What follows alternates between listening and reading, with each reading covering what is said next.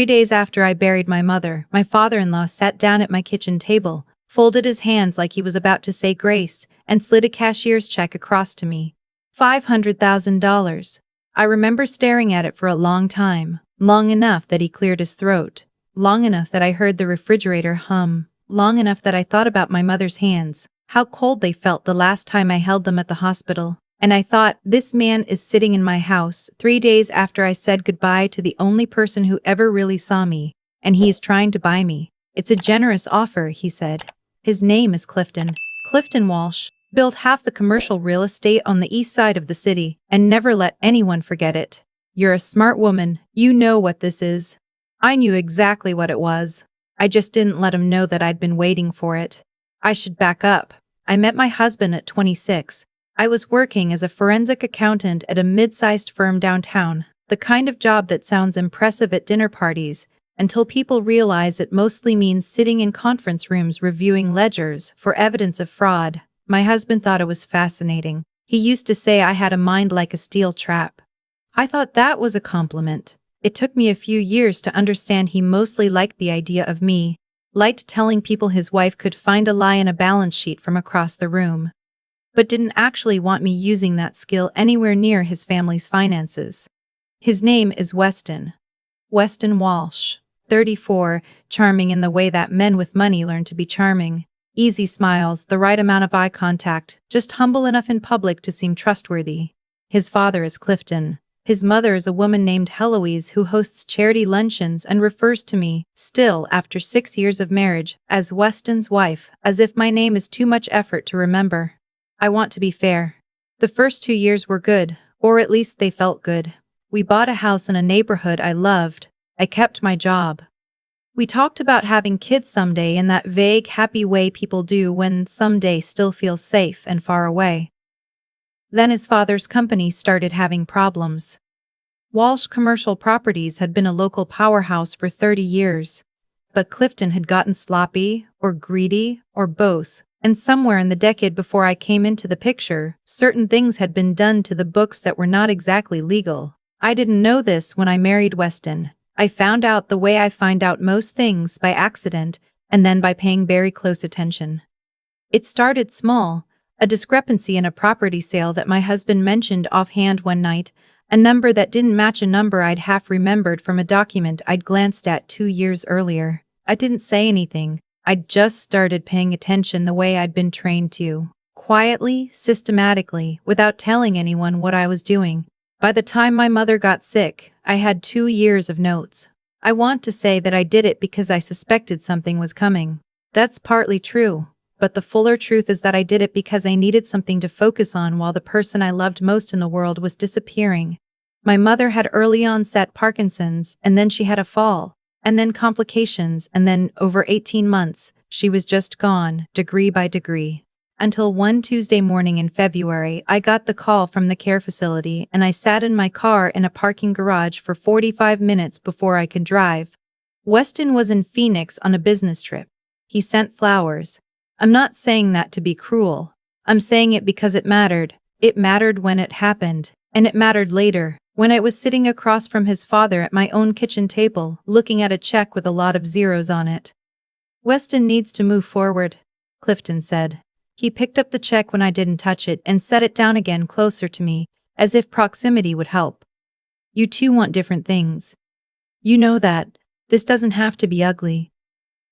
Different things, I said. He's been seeing someone. He said it like he was reading from a document. No apology in his voice, no discomfort. Someone more suited to where the family is headed. She understands the business she comes from. He paused. She fits. I understood what he meant. The woman my husband had been seeing, I'd known about her for 4 months, came from money. Old money. The kind of family that Clifton Walsh had spent his entire career trying to be adjacent to. She fit into a plan. I was a forensic accountant from a middle-class family whose mother had just died in a care facility, and I did not fit into the plan. And Weston asked you to do this, I said. Clifton smiled. He has a very specific smile. It doesn't reach anything above his mouth. Weston is busy this week. Of course he was. I looked at the check. $500,000. I thought about what my mother would have said. She was practical, my mother, not in a cold way, in a clear-eyed way, the way people get when life has shown them enough that they stop flinching at hard truths. She would have said, "So what are you going to do about it?" "I'll need some time to think," I said.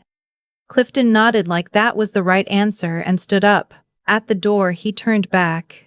"You're a reasonable woman," he said. "I've always respected that about you." I thanked him for coming. After he left, I sat at the table for a long time. Then I went to my home office, opened the filing cabinet in the bottom left corner, and pulled out the folder I'd been building for 2 years. I called the one person I trusted completely. Her name is Odette, my closest friend since college. One of those people who calls you on your worst days. Not because she knows they're your worst days, but just because she was thinking of you. She's a family law attorney. I'd told her pieces of this over the past 2 years, but never the whole picture. I told her the whole picture. There was a long silence on her end. Then, "How solid is what you have?" "Solid enough that a federal auditor would find it interesting," I said. Another silence. "Okay," she said. "Don't touch the check, don't cash it, don't destroy it, don't send it back, and don't tell Weston anything." "I know," I said. "I've known since before his father walked in." She exhaled. "You've been sitting on this for 2 years. I needed it to matter," I said. "I needed to wait until it was actually necessary. It was necessary now. I need to tell you something about the next 3 weeks because people sometimes ask me, when I tell this story, why I didn't just leave immediately. Why I stayed in that house with my husband who's openly involved with someone else, who let his father come to our home and try to purchase my departure like a business transaction. The honest answer is, I was doing math.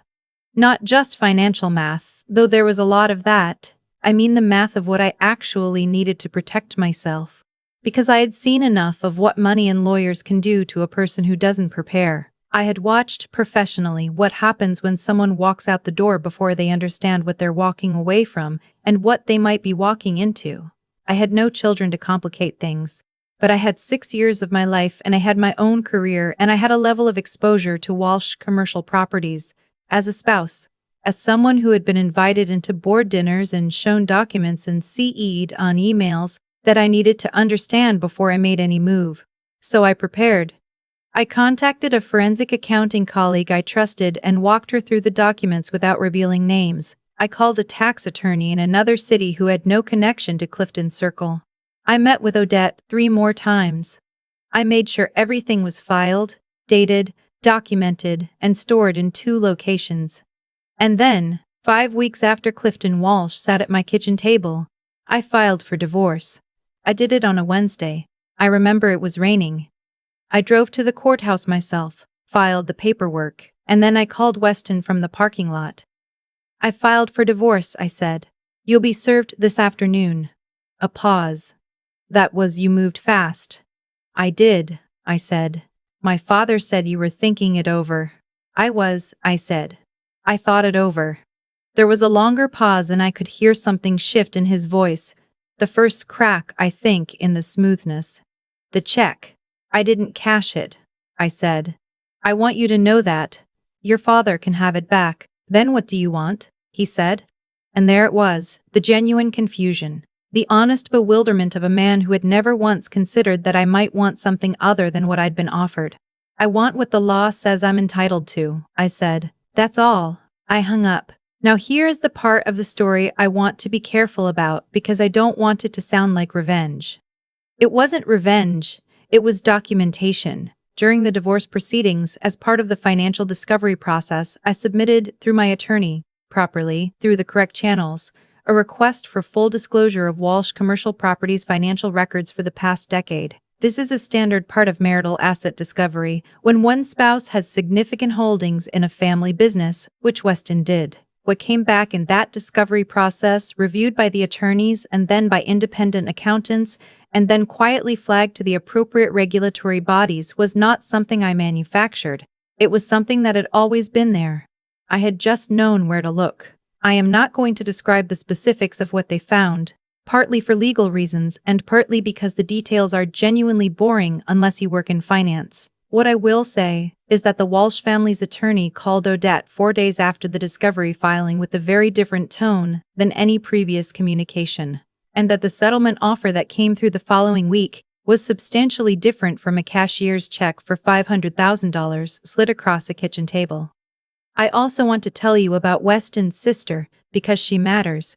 Her name is Fern. She's 3 years younger than Weston, and she'd been quietly, consistently, treated like the family's afterthought her entire life. Different temperament, different interests, never quite what Clifton wanted from a daughter. When everything started to come out, and it did come out, not publicly at first, but within the family, in that particular way that ugly truths move through families, Fern called me. I almost didn't answer. I was exhausted and I expected anger. "I'm not calling to fight with you," she said. "I'm calling because I want you to know I'm sorry. I'm sorry for what my father did. I'm sorry Weston didn't protect you. And I want you to know I believe you." That phone call undid me more than any of it. I stood in my kitchen and I cried in a way I hadn't cried since my mother died. Not because of the apology, though that mattered. Because someone in that family saw me. That's all it was. Someone saw me as a person and said so. Fern and I still talk. Not often, but genuinely. Which is worth more. The divorce was finalized 7 months after I filed. The settlement reflected the fair market share of assets accumulated during the marriage, including a portion of the increased valuation of Walsh commercial properties over the 6 years we were together.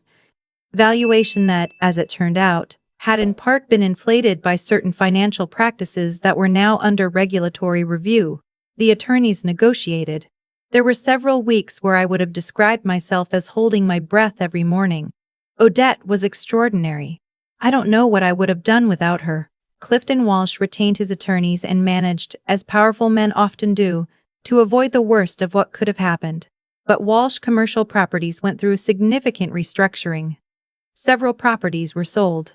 The expansion plans Clifton had been building toward, the ones that required his son to have a wife from the right family and the right connections, fell apart. Weston and the woman he'd been seeing quietly ended things around month 4 of the proceedings. I don't know if they ended things because of the legal situation or for other reasons. It doesn't matter to me. What matters to me is this. I left that marriage with enough to pay off the house I'd grown up in, the one my mother had spent 30 years in, the one I couldn't bear to see sold to strangers. I left with my career intact, which I'd been afraid to assume. I left with clarity about what I'd actually been living in for the last 3 years of that marriage. Not a partnership, but a position. A useful position, maintained carefully, until it wasn't useful anymore. And I left knowing I had never once lied. Not to Weston, not to his father, not to any attorney. Everything I submitted was true. Everything I documented was accurate. I had simply done, with my own marriage, the same thing I had spent my career doing in boardrooms. Looked at what was actually there, not what people wanted me to see. People ask me sometimes if I'm angry. I'm working on that answer. I'm not angry the way I was in the beginning. That cold, constant anger that sat in my chest through the whole winter after my mother died. While I was sitting with 2 griefs at once and trying to figure out which direction to face. That kind of anger is exhausting and I don't have it anymore. What I have instead is something cleaner. A kind of clarity that I didn't have before. I know what I'm worth, and I know it was never the number on a check. I know which people in my life are there because they see me, and which ones were there because I served a function. I know the difference between a relationship and an arrangement, and I know which one I was in. And I know I will never confuse them again. My mother used to say that the truth has a way of keeping itself. She meant that you don't have to protect it or carry it around. It holds its own shape, over time, no matter what else happens around it. I thought about that a lot in the months when everything was uncertain. When the attorneys were talking and I didn't know what the outcome would be. When I was filing paperwork and sitting in my car in parking garages and making myself eat dinner even when I didn't want to. The truth held its shape. I'm 33 now. I live in a place I chose for myself. I see Odette every few weeks. I talk to Fern when either of us needs it. I work at a firm where I am not someone's useful accessory but someone who is actually good at her job and who knows it and doesn't apologize for it. And sometimes, not often, but sometimes, I think about Clifton Walsh at my kitchen table, his folded hands, his reasonable voice, the check, sitting there, as if a number on a piece of paper could tell me the value of 6 years, or a marriage, or what I had survived in the 18 months before he walked in. I think about it, and I feel a little sorry for him. Not much. But a little, because he sat across from a forensic accountant who had been quietly documenting his family's finances for 2 years, and he thought he was buying her out. He had no idea what he was actually doing. He was handing me the reason. I've thought a lot about what actually set everything in motion. Not the check. That was just the moment things became visible.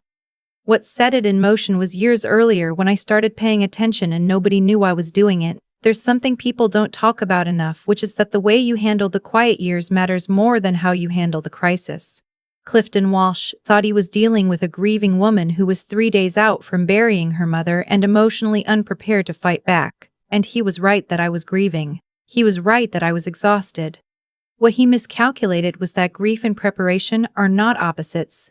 Some people prepare precisely because they know what loss feels like, and they refuse to be caught without footing again. I think about Weston sometimes, not with anger anymore, but with a kind of sad clarity.